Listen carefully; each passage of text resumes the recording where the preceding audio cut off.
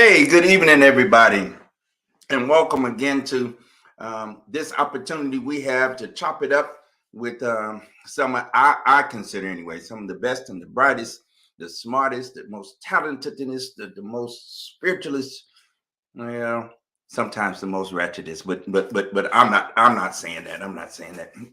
Uh, I appreciate the opportunity we have to do what we do and center, focus in on some of the things I was reflecting a little bit about this opportunity, and for me, it's an opportunity to talk to people who I think one are interesting, two who I think you might be interested in, but three people who are actually being about it. The young people would say, they, yeah, I'm about that life. Well, yeah, I think, in many instances, the folk we on this medium and this platform, this show, are those who I believe are about it. And so here's one of those folk who, let me do just a little bit of introduction. I'm gonna be brave. I'm gonna do this. I'm gonna ad lib this one.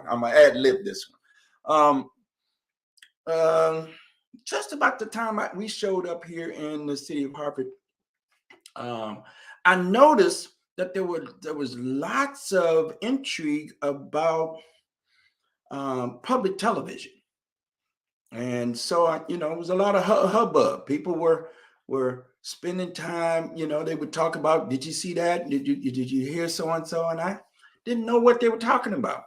I got to know because of the friend and brother we're going to bring and share with tonight.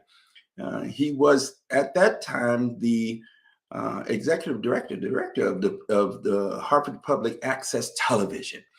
And what I came to know is that not only was he providing opportunity for multiple folk to um, get the opportunity and the experience to learn how to do um, television, right? Whatever that means, and I mean from scoop to nuts, the tech side and the on-air personalities. He also trained a whole generation of folk who are still in the business behind the cameras on in some of our local television studios and channels and all kinds of folk. He has led a very fascinating and interesting career in life, and I have appreciated getting to know him, and somebody that I call a friend and a brother, and wanted to chop it up with him. Let me invite him to this platform. I'm gonna call him what folk in the street call him, Pastor Stan. Let me welcome to our conversation, Pastor J. Stan McCauley.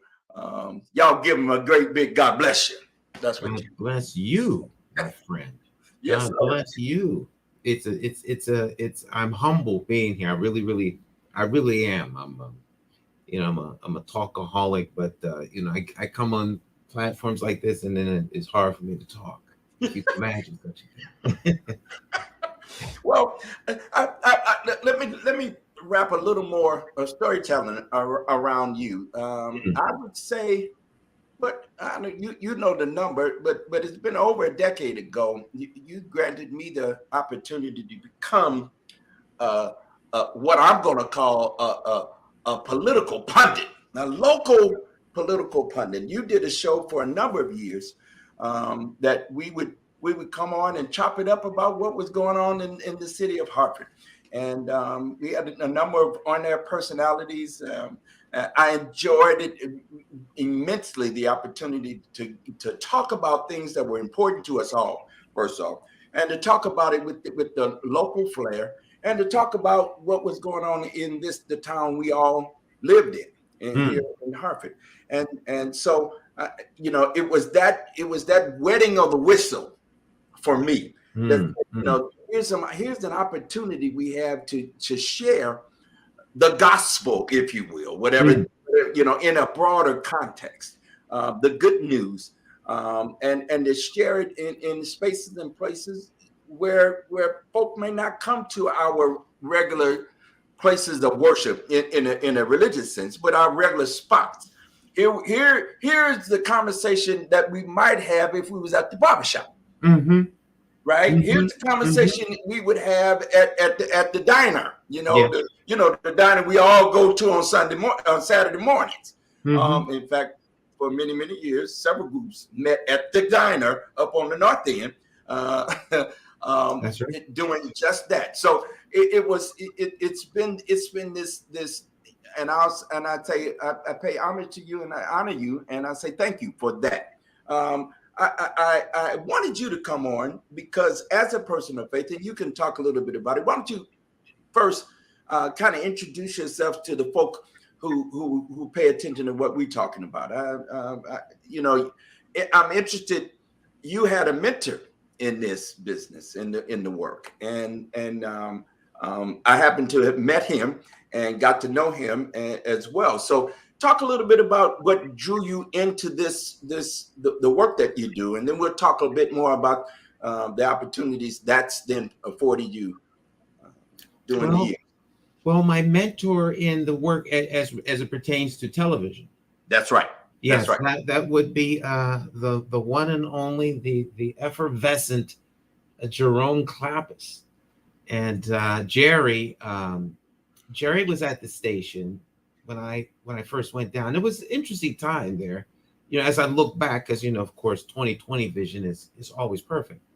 Unbeknownst to me at the time, the station was going through a change in management, and he became the executive director.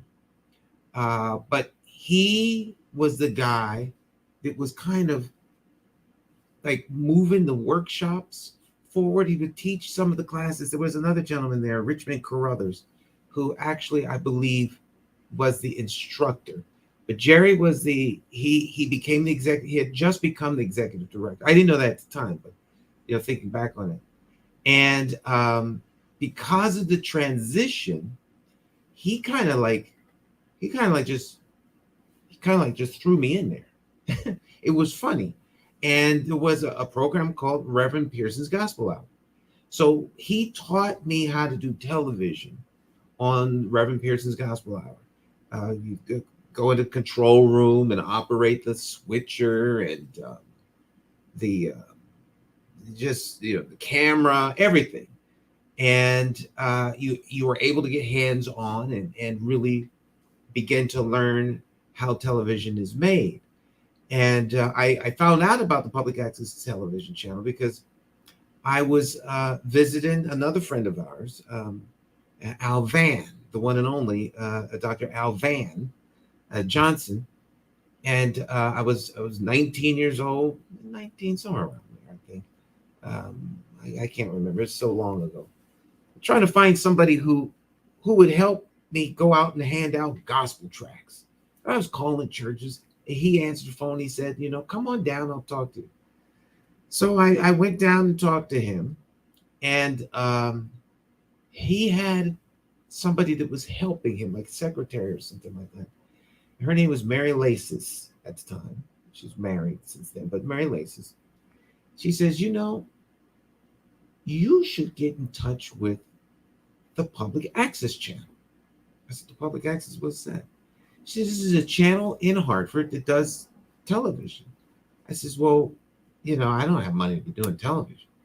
She said, well, it's free. I says, free? She said, yeah, it's free. So I went down, found out about it, and the rest is history. Between Jerry Clappus mentoring me all the way through. I started out there, but then he gave me a job there, taught me everything, drilled into me the necessity of using a computer, getting a clock that had a sweet second hand so you can tell time on a real clock, and taught me television. And I became the instructor. I became the became the program coordinator. I was program coordinator for a long time.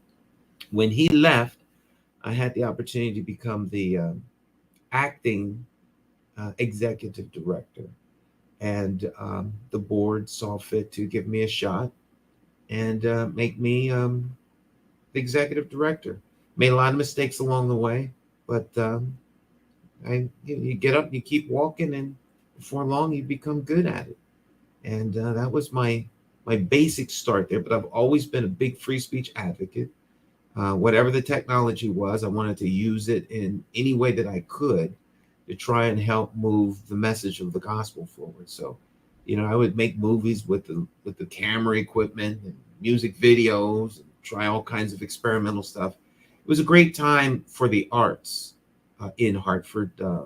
High Shop Street, Colt Building was a real hub of artistic activity at that time.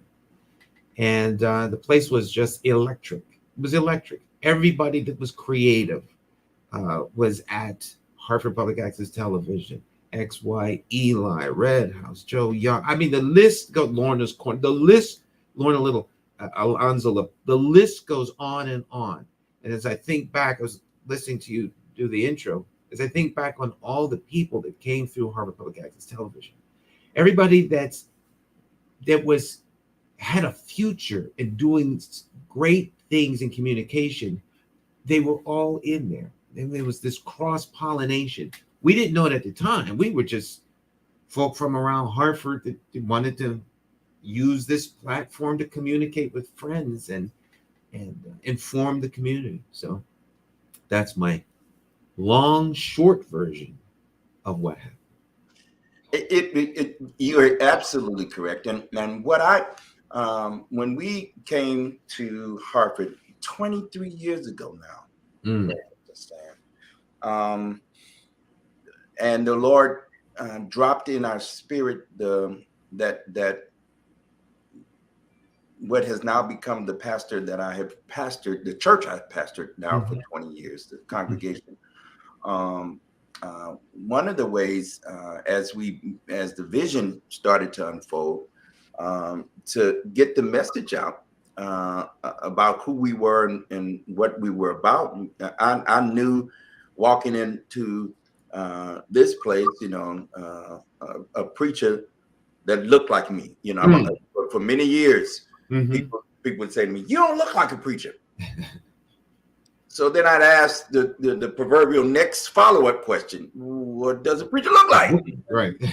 And then they fumbled with that, but I was pretty clear that a preacher didn't look like me, with hair and whatever dress I was repping at that time.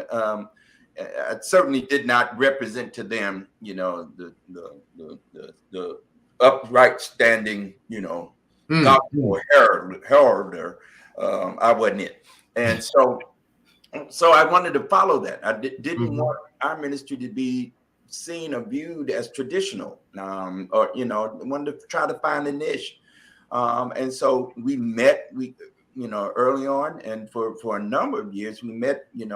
Not in the most segregated hour in this nation, it has been alleged. We met at 6 o'clock Sunday evenings, and I needed a space and a place to get the message out that we were doing it in a different way. And somebody mentioned to me, you ought to check out Hartford Public Access, and you, through your leadership and guidance and nurturing and tutelage, for 5 years, our first 5 years, we were on Hartford Public Access Television with a weekly half hour, a little bit of a commercial and a little bit of teaching and out. And what I didn't know at the time, I wouldn't have known it, but ultimately came to know, is that broadcast was seen by so many people, and it engendered legitimacy in a way that I don't know we would have been ever, it would have taken us probably till now to have done it. Within the first 5 years, people, hey, that's Reverend Selders, that he has a church, and there was it informed us. It helped to inform who folks saw us being, and I stand back and I'm a bit amazed at that. Now, I've had my buddies who, and I know some of the folk, some of the pioneers in the religious broadcasting community, and that they would say to me, "Man, are you there's all the back door of the business, right? Yes, yes. Christian broadcasting, as you know. Um, and I wasn't doing any of that. That's not what we were doing. We weren't Right. doing that. We were really providing what I think, public access, and under your leadership, what it really became and what it still is. And we didn't dream that what the internet would provide for us is the opportunity to do what we're doing now, right? Mm-hmm. Uh, Mm-hmm. and so I really appreciate it. Let's talk a little bit about Gene Scott. Let's talk a little Gene, Mean Gene the Machine. Gene Scott. Oh I yeah, was, yeah. I was fascinated of your relationship and your coming into what you have done now for nearly 30 years. Talk a little bit about Gene. Gene was, I've never had the pleasure of meeting him. I did ask a question once that he addressed, and I felt as though the hand of God had come down and opened the door of my house. It wasn't quite that bad, but I lived downtown at the time in the Richardson, and I had a one-bedroom loft. Uh, Basically, the apartments there were lofts. And in my one-bedroom loft, I had, I think, at least 3 TVs. There was one upstairs, one downstairs, and there was one in the kitchen. And they were all on channel 18. And channel 18 was Gene Scott's television station here in Hartford. And I remember seeing him on TV, and another one of my mentors, Ron O'Hara, at Pratt Whitney. He's he brought a Bible to work every day and stuff like that. And so, I'm starting to get into this thing called the gospel. And I asked Ron about this guy on Channel 18. I says, there's a minister guy that comes on Channel 18 every night. What do you think of him? Do you think I should watch him? I could probably learn some stuff. He says, oh, he's a pyramidian. You don't want to listen to him. He spends all his time talking about the Great Pyramids, and he's definitely bad news. I will bring some books and some stuff for you, so that you could read and study and that stuff. I said, oh, I'm so glad I talked to you, because if I'd have not talked to you, I'd have listened to him. I was going to listen to him. And so good. I'm glad I mentioned it and you warned me. And so he never brought the books. So I listened to Gene Scott, and after that I was hooked. And I was just amazed at his capacity to deliver the word. And he would go on and on and on and on. So if anybody's ever watched Light Source Victory television, that is the template, Gene Scott. And I would study with Gene Scott. I still remember my King's House number was 3808. Gene would get on the phone and he'd say, get on the phone and give us a call and let me know you're watching. So you get on the phone, he said, I'm watching. You hang up. And it was a fun time. So I worked second shift at Pratt Whitney. I get out of work at midnight. I'd come home and I would watch Gene Scott. For a long time, we even had a midnight Bible study, if you can imagine such a thing. So I've always been very non-traditional, always been somewhat of a malcontent. If there's an edge, I want to find it and push the envelope. And that's always been kind of my temperament. I found him to be the poster child of nonconformity when it comes to things around the gospel. And so I'm a nonconformist, free speech absolutist, and just believe that people should be empowered to speak and express themselves, and learn. But Gene was a big influence in terms of my style, in terms of broadcasting gospel messages, as well as plowing through the word. I do remember he was 50 when I first started watching him. That was many, many, many, many years ago. And I remember wanting to have as much wisdom and knowledge as he had. I think I was about maybe 22, 20, maybe 20, maybe 23 at the oldest at the time. And something said to me, well, which you think is a little bit foolish to want to be as wise as someone that's 50. It will take you another 25 years to be as wise as he is, and he'll be 25 years still ahead of you. So stop comparing and trying to just be yourself, learn what you can learn, and just do. And I remember I asked him a question about, what do I do with with what I've learned and things like that.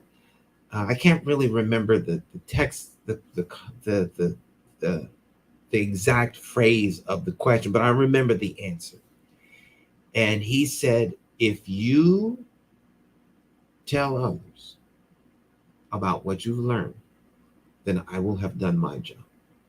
And then he went to break. And he called out the King's House number. Question from King's House number 3808. He says, well, if you then I will have done my job. And from that point on, I always wanted to preach the gospel message in using whatever methods I have, and never compromise the message, no matter what it is that one is doing. The message doesn't change. The messenger may change from time to time. I always had the mindset that if I never preach the gospel ever again anywhere in the world, the gospel will not be hindered because I'm gone. It was here long before me. It'll be long after me. And if the rocks got to cry out, the message will go forth. So open your mouth and let the Lord do the rest. That's always been my motto. Yeah. Well, I appreciate it, and I too watched Gene Scott, and when we arrived here and I saw Light Source Victory Television, your broadcast, I was like, do you know this guy named Gene Scott? And you started grinning, and because it was I mean, you could tell there was a heavy influence. Oh yeah. Of his teaching methodology, and the way he used technology. It was certainly unique and of its own and of his own. He was blazing a trail all by his lonesome, and I certainly have appreciated what you were able to glean from him. That certainly has continued in the way that you do. Let's just do a shout out for Light Source Victory Television. You still broadcast it from time to time. I've taken a little sabbatical. I was on sabbatical and I came back, and I was gonna go through the Gospel of John, and the target was Easter Sunday, and that turned into a year. So every night for a year, but I was only going to do like 40. Just 40. So I have this constant stepping away. It's hard to step away, So I step away, and I joke with people, and they say, "So are you retiring from the gospel?" I says, "Oh no. You don't retire. You don't never quit. Once you're a preacher, you were always a preacher." And so there might be an odd analogy, but I said, but there are two things that you can't do. I said, God is like the clandestine services and the mob. You may want to step away, but you don't retire. They retire you. When God's ready for you to retire, you will know. But yeah. You can't run from God. You can't tell God no. He makes it very clear that if you're going to try and run from him, where do you think you're going on that boat, young man? You ain't going. No, you're going to go to Nineveh. I told you to go to Nineveh.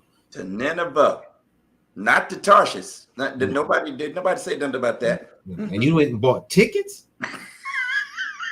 You don't even want to pretend you got on the wrong boat by accident? You bought tickets. You know, I'm gonna have these people throw you overboard, and you gonna get the limit. This be the last time you disobey. And so it, it's a powerful message. He went and preached a message one day in of a 3-day wide city journey, 3 days wide, and the whole town repented, and he's angry self sitting up on the hill waiting for God to kill the greatest evangelistic crusade of all time. So God has a sense of humor, and I never say no, and I don't tell people, what I'm going to do, and I'm always quite uh,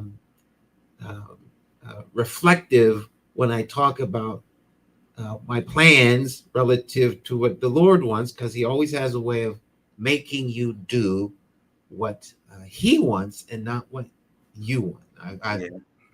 I found this out over and over and over again. Yeah. I'm a witness. Aren't we That all? you might say you're going to Tarshish, Right. but Nineveh is going to be that's the spot, and you knew it before you bought the ticket. That Nineveh was the spot, and you just So I appreciate that, because this kind of that's a segue into some of the reason I wanted to talk tonight, and it's going to be the last conversation I pray that we have. Um, so we've established very clearly you're a person of faith. You are a faith leader in this in our community here in Hartford. You're known as Pastor Stan. I mean, you walk down the street, people call you Pastor Stan. That is who you're known as. You're known as a pastor and a teacher, and you're I would call you a public theologian of some sort. It's that is the way in which what the broadcast did that established you and the ministry that you have in a unique space and place. And yet, over the course of the last number of years, faith has then reached out and caused you to think about politics. And there's a lot to say in that, in linking faith and politics together. I've seen, firsthand in your case, the wrestle of what that means. Let's be clear. You just recently announced that you're throwing your hat in the ring to, if elected, to become Hartford's mayor. Yeah. And this is not your first time. No. This is not your second time. Not the second time. Not the third time. Not the third time. So there's been this pull, and I even heard this. I ain't running no more. This is it. If I was out, done. I hadn't heard the call. The first time was obedient, and so that rolled into the second time. Then I stepped away, but then I came back because I didn't like what I was seeing, and something said, well, keep going. And I've had several people tell me that the first time I ran, they said, you're not going to win, but the Lord told me that you're going to be mayor one day. So I sat on that, and I rested in that, and I was absolutely positively out. And here we go. Where are you going? What's it mean to say Nineveh? Are you going to Tarsus? If you don't get your little narrow, skinny self back in, so here I am once again. But no, I am a person of deep faith. I always push the envelope, particularly many times on Light Source Victory Television. I use politics of the day for my analogies. I believe in forcing people to talk about the two things that they find most uncomfortable, politics and religion. So, you mix them up. It's an interesting salad, and then you serve it, because until people have conversations around those two issues, they avoid the one issue that affects people in their everyday life. Political decisions are made that affect everyone. And a lot of those political decisions are are built or sit on the foundation of individuals' faith. Mhm. And I'm a firm believer that darkness abides because the people that have light refuse to enter the space where the darkness is. Because the darkness is an artificial construct. It needs walls to exist. The light is everywhere. Light is the universe is filled with light. No matter where you go in the universe, you can see because light is abundant. It's abundant everywhere. It just needs something to reflect off of. And then, even though that light is there, you've got all of these minor lights or stars in the sky, but there's light with beyond them. It's just a natural state. So you have to build a box to keep the light out. And I think many of the problems we see within our society are because there are people whose agenda is not aligned with people of good conscience. And so, we wrestle. We are our minds. You are your brain. You're your mind. And as a person thinks, so they are. And we see the emergence of a society that puts people last. They're not even second anymore. They're just last. And if you woke up out of a hibernation, you'd think that some sort of alien that looks like human beings landed here and has started colonizing the planet. Right. The other humans that are here are just they're incidental casualties that just happen to be here. What are these people doing here? They're in our. Don't they know that this is our planet? And don't they know this is our city? When are they going to leave? We can't force them out. They're worse than mushrooms. So black mold growing on everything. So how do we get rid of them? And that's how I see it. If you really had a mind to help people, things would be better all over the country. But there's this oppressive nature, this oppressive force that is crushing the will of people and breaking people and just grinding them into oblivion. And thus saith Stan, not necessarily the truth. It's hard for me to sit back, observe such a thing, and then do nothing about it. If you can identify the problem, then you become the primary agent to fix the problem if you have the skill set. And so I'm running. I hear you, brother, and thank you. A couple of things. One, I hear echoes of what Dr. King said in his letter to a group of faith leaders.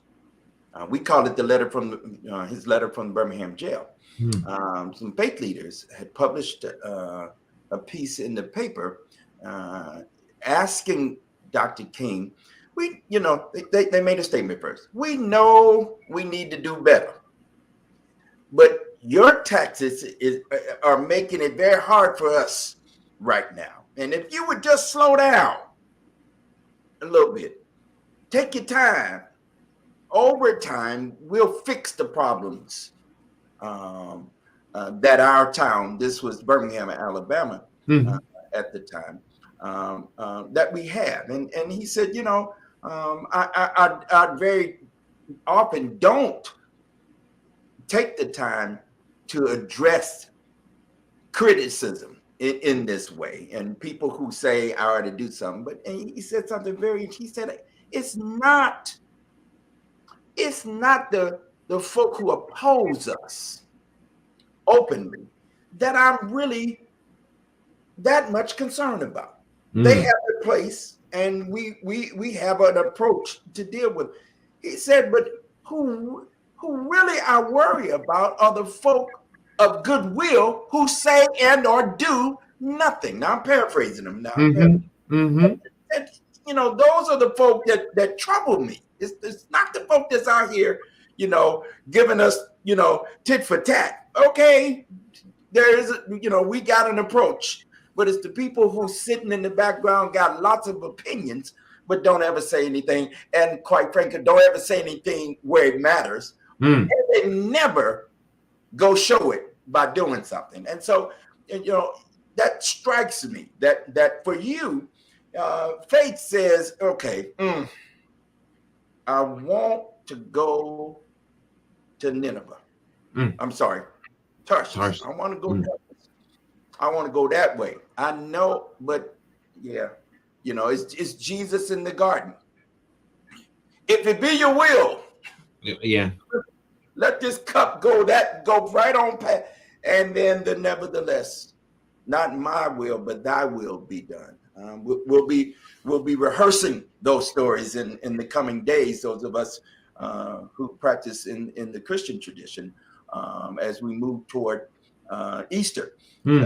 So it is clear to me that's a bit of this trajectory that in a place like Hartford, where this city of 125,000 folk, it's been the center of quite a bit of industry, and this was the jewel city of the Industrial Revolution in the late 19th century. It was the book publishing capital, and as you know, and those of us who are around here also know that this is still the paper money capital, and this whole region. I call it paper money. I shouldn't call it that. I'm being facetious. The insurance industry. That's right. Or as it was named when it first got started, the industry of speculation, which I find very interesting. I find that very interesting. But here we are in this capital city of this very, very small state, but one of the original 13 states or colonies of the British colonies. Let me be very clear. And here we are, 300 plus years, later, 400 years almost. And in a city that is populated, I call it Chocolate Town. The vast majority of the population are Black and brown folk. Black and brown folk. And have been that way for nearly a half a century. And yet we can count, we've had 4 mayors of color. 4. In 50 plus years of this city being dominated, population wise by Black and brown folk. And so, it troubled me 20 plus years ago when we arrived that what's the political will here? What's the will of the folk? Where are the folk at? Because, in this, so-called democracy, we're really, a democratic republic, but okay. But this brand of democracy that says one person, one vote, we vote for then a representative that then we pray, and the social contract says now you have the responsibility and the duty to represent us, we the people, right? And in this space, I over and over and over again, I struggle. But this is not just here in Hartford. Let me just be clear. When I talk about the state of Connecticut, we got, Bridgeport, New Haven, Waterbury, New London, these what I call urban centers here in the state of Connecticut. But it's not just Connecticut, but this is where I live at, and so I can talk best about where I live at. Right. That these are all chocolate towns, and today, these chocolate towns all have white male mayors. Yes. The governance seems to play and placate the wealthy, the corporate interest, and other interests other than the folk who live in the downtown interests. Let me call it like that. And not really care that much about the rank and file, the folk who live in the neighborhoods. Talk a little bit about again, there's a faith statement that you make, saying I can't sit idly by. This is King again. I can't sit idly by you know, I live here, and so I have a I'm duty bound to say something and step up and say I'm available uh, to do the work of the people, quite frankly. Well, I think a glaring example of the comments you just made would be Connecticut Children's Hospital, or Connecticut Children's Medical Center. They do law. They do lofty work. There's no one criticizing the work that they do, and if anyone is a parent that's had to take their kids there, they are glad they're there. For me, they're. I don't want to over exaggerate, which people say I have a tendency to do. They're 2 blocks away. They might be 2.5 blocks. They're close enough that we can run the children over there. Right. So, and my daughter fell, and she was running around in the back and fell and her 2 front teeth.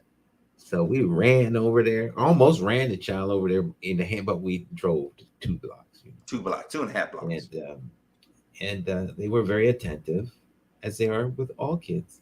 However, they decided that, we need a 900 space car lot for our employees, and of course the revenue stream that comes with the patients who come to our little nonprofit. And they put this thing across where J Bar used to be, J Bar, right there by Dunkin' Donuts up there on Washington Street. Yeah, there was a car wash there. Well, they are gonna put this thing, and it's gonna be like that J Bar. It's across the street from J Bar, and then houses. They're gonna put this huge monstrosity up right in the middle of the neighborhood. All right. Now, I think they're spending I want to say something like, I'll be conservative. I'd say like 50 million. It's more than that to me. I think it's like 84. I don't know how much, but it's expensive.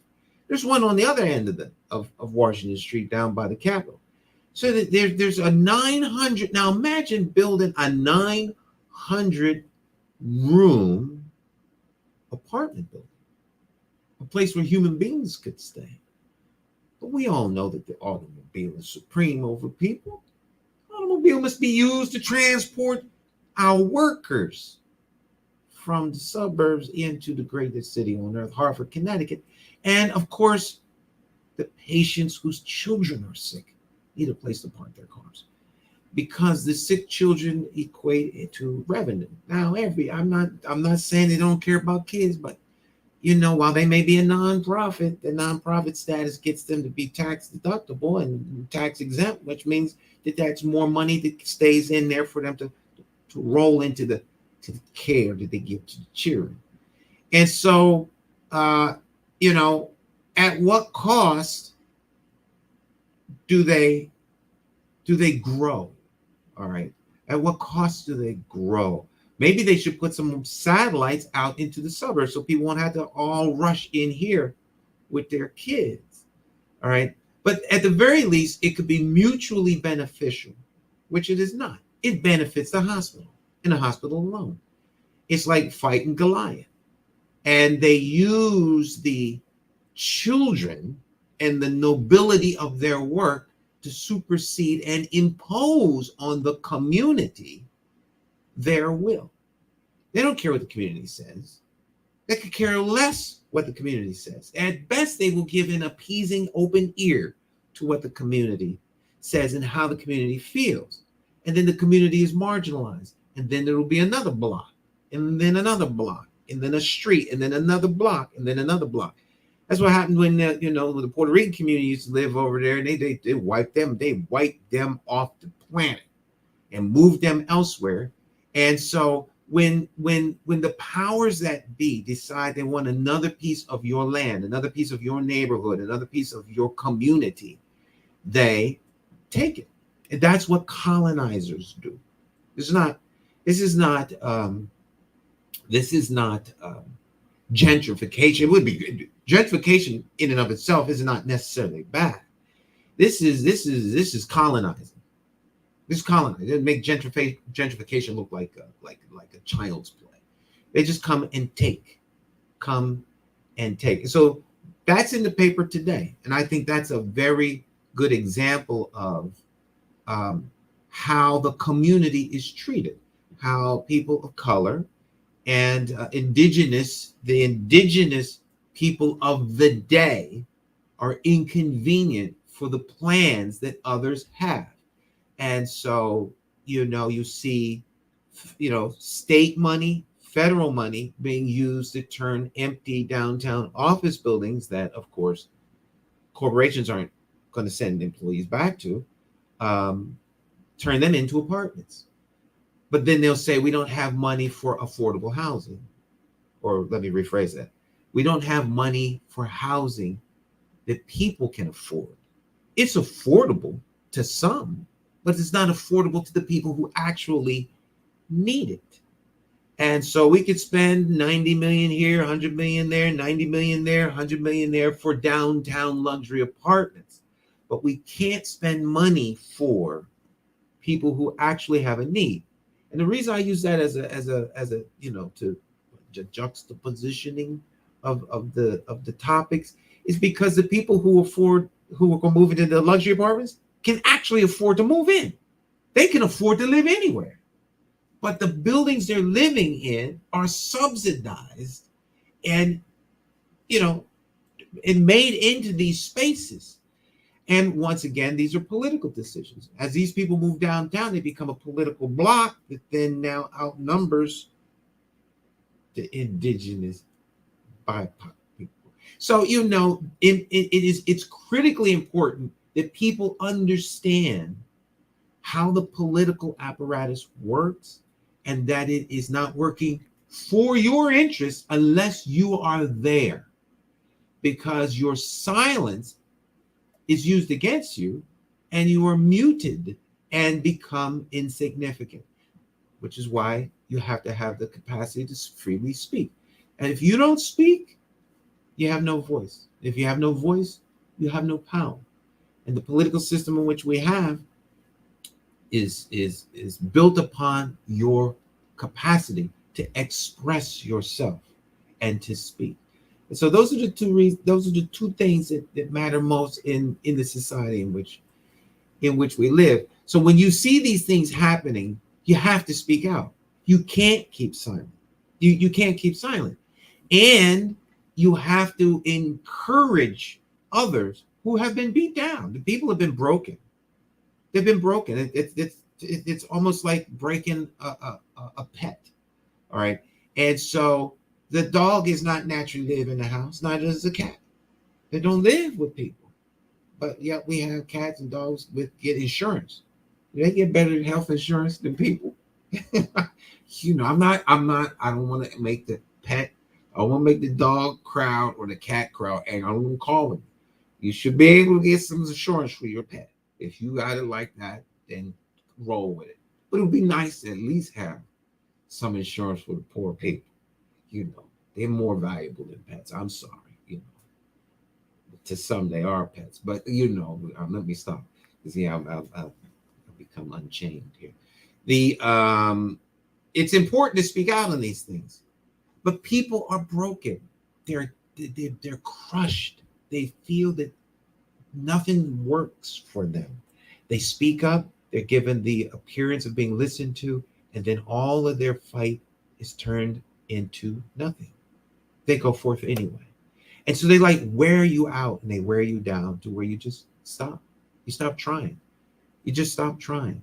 And we have faith leaders who have stopped trying. We have businessmen who stopped trying. We have community leaders who stopped trying. We have kids who stop trying, parents who stop trying, and they just become a victim of that oppression. There's a oppressive spirit that just hangs over Hartford. It's like a fog. And someone has to lift that spirit up and off. I'm not suggesting that I'm the person that can lift it up and off. I'm suggesting that we all lift it up and off. Because if we all work together, there's no reason why everyone can't benefit. There's no reason why the corporations can't benefit. That's not to say that we don't have a major problem with the companies moving out of downtown. And if they don't do something with those buildings, their value will depreciate. And as their value depreciates, the grand list starts to depreciate. And you don't have the capacity to raise the taxes you need to keep the city running.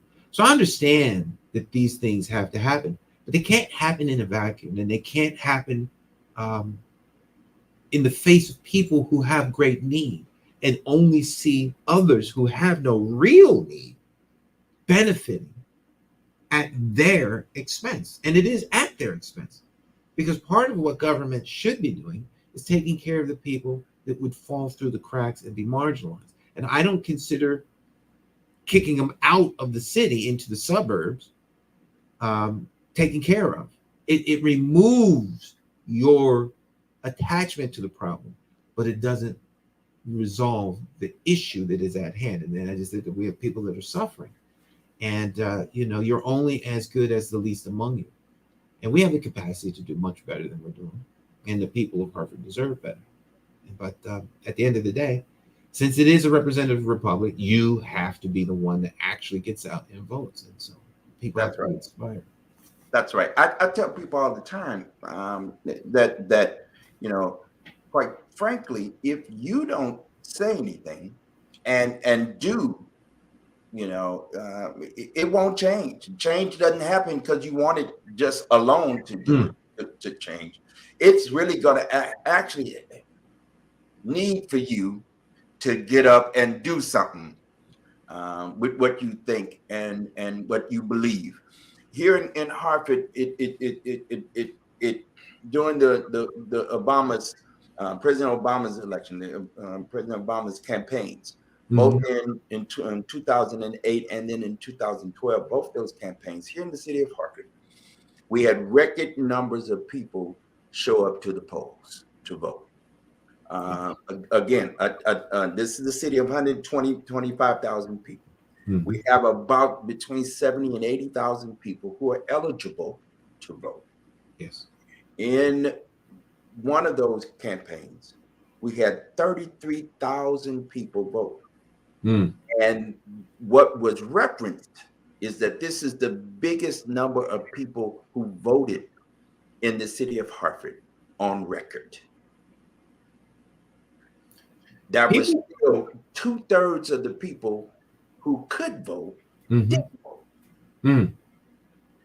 And it made me question what it is. I mean, like I know, this last mayor election, the last one, the current mayor won with just a little over 6,000 votes. Yep. If you were able to rally and garner 1,500 to 1,700 votes, you could serve on city council. And so these aren't large numbers in not a insignificant town. And so I ask, what is our willingness and what is the will for any of us to think community minded? And I mean this in a for real way, not the fake way that people talk about it. That my interest is really tied to your interest, and my lifting is really tied to your lifting. I'm not just isolated in by myself, and I'm just doing my thing. It's your thing. Do what you want to do with it. Okay, but when your thing then encroaches on my thing, then we got problems, right? And should we at some point think about, okay, you like it red, I like it yellow. What if we mix red and yellow? We might get orange. Can we coexist with orange, right?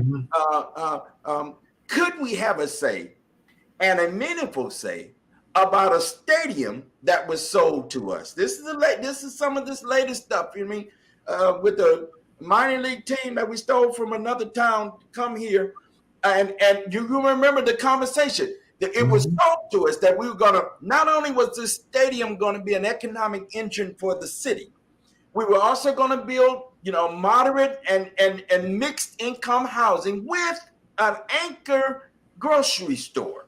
Right. We have one of those, a major box grocery store in this town. We do have one. It's on the edge of West Hartford and Hartford, but it is in the city proper. I question it, but it is in the city proper. But there was supposed to be one downtown that was supposed Right. to be a part of the whole stadium complex. To date, no grocery store. Right. No grocery store to date. And for me, maybe short memories of those who would remember the conversation, and there were a number of us who were saying, "Wait, can we just talk about it for a few minutes? I mean, can we just have a conversation? What's the rationale? What when have any ball stadiums, sports teams, etc., been the economic engine of any city?" I'll wait. They aren't. They're an economic black hole. They exist to acquire your disposable income. And as much of it as they can take without investing their own money, the better. And so we live in a time of extreme greed. And so you have your policymakers and politicians tell you half truths and untruths to appease you, to stop being resistant to their will. And then once they get what they want, they move on. Yeah. And so they're like spoiled, petulant children who want what they want. They've learned how not to stomp their feet, but they become extremely sophisticated in appeasing you until they get what they want, and then you suffer the consequences. And so these kinds of things help people to feel like their efforts are fruitless. And it's insidious because you have one level of the constituency who is in survival mode. They really are trying their very best just to get to the end of the week. Right. You know, they're making decisions on whether or not I pay my cable bill or my phone bill. And those are very real. You have seniors who, you know, any increase in their fixed costs put them at severe risk because do I buy food? Do I buy medication? Do I skip rent? Do I move in with somebody else? I won't get my glasses prescription updated. I won't get the medic. I can cut back on one pill. These are decisions people make because they're desperate and they're just trying to survive. So those folks have hope, but then when they see things fall apart, they give up. But then on the other end, you have people who put forth great defense of their position. They do the research. They get all of the data. They talk to all of the professors. They get all of the analysts from another town, and they bring and they lay out everything on why this won't work and what the outcome is going to be eventually. And they have experts come and they are told, well, you know, we're going to consider those things. We're going to implement those, and then nothing. Crickets. They're slapped in the face. And so after a while, you say, well, what chance do I have? You know, why do I keep pounding my head against the wall? And that's part of their strategy, to wear you out, to wait you out. If this generation doesn't get it, their kids will. They're playing the long game. And once they get a grip, the only way you can kind of loosen that grip for a little while is through the political process that they are manipulating. So, you know, town committees have to step up to the plate. They have to be willing to vote their conscience, not the quote unquote party. All right. The party runs things. That's a given. You know, they're going to get rid of the party. But the party is the people. The people are the party. The party isn't some monolith that just sits off in the wilderness and just makes decisions. They're decisions made by people. I don't care who it is. I don't know whether John Larson, whether it's Senator Blumenthal. They need an endorsement from town committee. You know, state senators, state representatives can't get into office. Our Speaker of the House for the state of Connecticut happens to be a state representative in Hartford. Hartford. If he loses the election in Hartford, he's no longer a state rep. All right. And So no longer the Speaker of the House. of the House. Right. So you all have tremendous power. And it is to the benefit of elected officials for you to stay home. Because if you don't vote, then they don't have to worry about you voting against them. And so you get these low numbers. 7,000 people, probably about the number of people who either work for the city, work for the Board of Education, are party members, work in different companies that members of the party hierarchy work for. And so the number becomes the quote unquote the machinery that keeps the mechanisms running. And I think people are starting to wake up to the fact that these institutions are not serving. More precisely, the leadership of these institutions aren't serving. The plane flies where the pilot points it, and it'll carry whoever's on it. The plane is an inanimate object. It doesn't really care. It doesn't know to care. But the people on it determine all kinds of things. After the tragedy of 9/11, they don't have to worry about anyone hijacking a plane anywhere else, not in this country. They will storm the door and come get you. You don't even look funny on an airplane. Sneeze the wrong way, the passengers will take care of you. We got this. Just land the plane. He ain't getting up. And so passengers make the difference. Constituents make the difference. Voters make the difference. People make the difference. So people have to wake up. And this is, it's generational. It happens in cycles, just like children grow up, they learn how to crawl and then learn how to walk and then they learn how to run and ride a bike. The next generation is going to go through the same cycle. Well, they're also going to learn that they need to speak up. They're also going to learn that they're being oppressed and they're going to come out of that oppression. So these things keep happening, but you can't give up the fight. You can't say, well, I'm tired. I've done my part. No, if you can articulate the words, I've done my part, then your part ain't done. It ain't done. So it's never over. It's never over. The gains have to be maintained. And I think that's something that we are learning more as a people, whether those people are black and brown or BIPOC, or whether they're even poor people who are white, urban dwellers who find themselves on the receiving end of whatever falls off the table are coming to realize that they can demand more. You can demand a seat at the table, and you can actually eat some of the food at the table. If you get up and say, "Well, hold on. Hello, you're right. We want a piece of that bread that you got up there covered up that looked like steam coming out of it." Now, the bread you gave us last week had green stuff on it. I don't know what it was. That someone in the back said they could make something out of it to help fight some kind of stuff, some penicillin or whatnot. And I guess that's good. But we want to eat the bread, right. and we're tired of eating the feet. You look like you're doing good. What's that? A ham? And so we get at this point what we allow them to give us. And there are mechanisms where you can go to the table. There are mechanisms where you can sit down. There are mechanisms where you can start to have the debate over, all right, I can't have yellow. You're not going to have red. I think we can agree on the orange. And orange will work for all of us. It's not a bad color. We paint everything orange. That works. That says everybody we can get along. All right. I better not come up here tomorrow and see no red houses. That's going to be a problem. Right. And that's all. I think our silence, and to me, silence is a political weapon, and it's used artfully in the Hartford. Silence is a political weapon. So, change can come when the people who have been either drafted or volunteer to have certain positions step up to the plate, look around your city, around your town. Can you make money? Can you save money? Homicides happening all the time.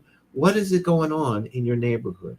Whatever it is that you can identify, the bigger the problem, the bigger the opportunity for the fix to work. All right. So there's always a fix. There's no problems we can't resolve. we can resolve them if the people who have those bright ideas don't be silent and just step out. And so it's one thing to say all that stuff, it's another thing to step out and do it. So I can't sit around and say these things and yet not do anything but talk. Because in Hartford, as well as many other places, talk is considered action. And talk is the precursor to action, and it's a part of the action. But if you don't have action, the talk is just talk. Yes, sir. We need people who are going to step up to the plate, talk about what needs to happen, and then make those changes. And Hartford will become a blossoming city where everyone can and will prosper, not just a few at the expense of the many, but the many along with the few. That's right. We're already a little bit over time, but as we the proverbial preacher would say, as I go to my seat, Line up with service right after right. That's right. That's right. I'm 5 reminded. minutes. Deacon. That's right. That's just a couple more minutes. I'm reminded of the text that certainly has been pivotal to me in the ministry and the ministry of service that I've been allowed to participate in. It's Matthew, the Gospel of Matthew, the 25th chapter. In that, Jesus is speaking in story, in parable, and he says he's making a case for both what the kingdom of God, what it looks like, and he starts to talk about when I was hungry, you fed me. When I was naked, you provided for me some clothing. When I was thirsty, you gave me something to drink. Mm-hmm. And when I was sick, you cared for me. When I was in prison, you came to see about me. I mean, and he lays out there's a list of in this story he's talking about, in this parable. And he says, and then the question gets asked, well, when were you hungry? When were you naked? Or when were you thirsty? And then the storyteller says, well, in the story, the subject says, listen, when you've done it to the least, and let me, for me, my interpretation of the least is not least in greater, lesser. Mm-hmm. It is the more vulnerable, those who are at risk, those who are in spaces and places that need looking out for. And we would, there's an adage that says we'll be judged by not by how we have treated the wealthy amongst us, but how we've treated the poorest amongst us, the most vulnerable amongst us. I think this is just one black man's opinion, that if we're looking for folk who might have the heart for service in the political context, are those who are talking about how we meet the needs of these folk, right? The folk that's hungry, folk that's naked, the folk that's thirsty, the folk that need somewhere to stay, somewhere to live, so the folk that need taken care of in some meaningful way. If they are, those interests are prioritized, I think we might be on to a better community and doing better by community. I too question, the validity of anybody and any politician's campaign when I can't tell where the people are and where their heart for the people rests. Right? For the masses of people. It is not, for me, it's not rocket science. In poverty-stricken areas, folk need jobs. That's not rocket science. It's right. People need somewhere to stay. It gets cold here much of the time. And so we need some shelter. Folk need some food to eat, right? And they need good food, not just, well, see, now I'm starting to moralize a little bit and I've started to get on my soapbox. But I mean, these are simple and yet seemingly profound questions to be asked and statements to be made. And Mm-hmm. and when you ask them, then they can't give you a straight answer. It's all around the mulberry bush. In a city, and in most of our cities, I'll say, but I'm gonna talk about Hartford. When folk are talking about public safety, but by adding to what already feels like an occupying force Right, in our right. neighborhoods. I don't. I, I, I'm asking questions about that. So, could you, in this last little bit of time, say a little bit about what's motivating you? As you have said, yes, okay, I'm gonna go to Nineveh. Hard, I'm gonna go to Nineveh. What that means for you, brother? Well, I had a conversation with my wife. My wife said to me, she said, you know, we've taught, we've uh, run for principal, we've done all these things. We've done, we push back, rage against the machine, plantation of party politics. See, we've done everything except play by the rules. The Williams sisters didn't get rid of tennis. They played by the rules and became the best. Maybe we should play by the rules. I said, you know what? Yeah. We go, we get the party endorsement. If we don't, we run a primary and we win. And I'm motivated because Hartford needs better than what's available now. And I know it needs better. I know it can be better. And I have great concern about those that are currently offering their service. I know I can do better, and I can surround myself with people who are really, really, really, really good at what they do. And they're really, really good because I know them and they're right here in this great city. And let Hartford have a chance to be in charge of its city, instead of a whole bunch of outsiders. So I'm motivated to run because the people of Hartford are hurting. They don't need an occupying force to keep them subdued. Our children are not wild banshees that need a special program or are the violent. Our kids are not violent kids. Are there some kids that don't do right? Yeah. But to say that all the kids in Hartford are violent, we need all kinds of special programs for every kid in Hartford is to exploit the kids and blame them, make them the scapegoat for all kinds of other systems that are failing. And so Hartford needs an opportunity to be represented by the people of Hartford, by the people of Hartford, the folks that had ideas about the stadium, the folks that have ideas about transportation, they have ideas about policing, but they don't have an administrator that's going to be fair, just, and have a principled means by which they listen to the arguments put forward and a willingness to come to a place where we can compromise. We're not always going to agree, but we can always compromise and do something that's mutually beneficial for everybody. Not what I want at your expense, not some outside agenda at your expense. As you talked about a little earlier, all of the major cities in in Connecticut have white mayors. I have nothing against white people. All right. But people talk about what's the state of Black Hartford? And respectfully, I point to the white mayor. You got a black and brown town. You want to know the state of your black and brown town? Is your white mayor.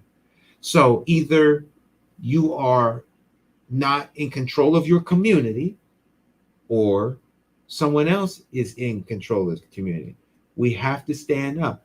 I just present myself as an alternative. I'm not the competition because I can't compete against $1 million and $700,000 and $500,000. That's out of my league. But I can be an alternative.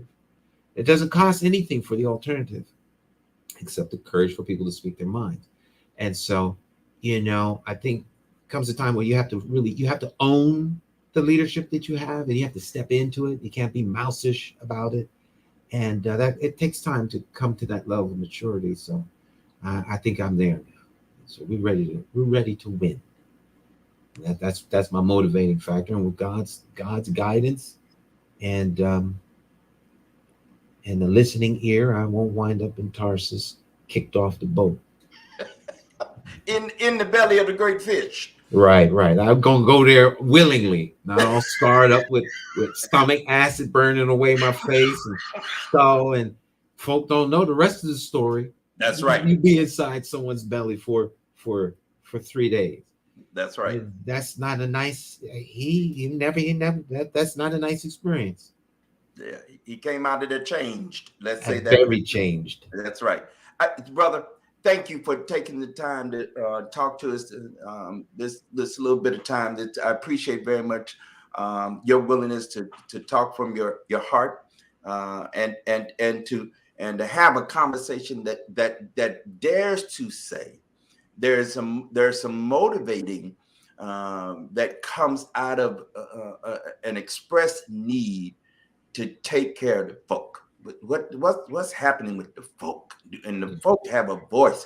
Should be able to say something about what goes on in these places and spaces where decisions get made. And I appreciate you. I appreciate your willingness and your courage to say, hey, once I'm getting at it. I'm going to Nineveh. I'm a dude. Go to Nineveh. That's where we're going. We're going to Nineveh. I appreciate you, brother. Thank you for joining us for this conversation. And of course, I want to invite you back if you would be willing to. Anytime. Want to check in, as your campaign and as the work goes forward. We'll certainly keep touch base and keep you who are paying attention to us informed. God bless. We'll God bless see you and your family. Right. Thank you very much for the opportunity. Absolutely. Peace. Peace.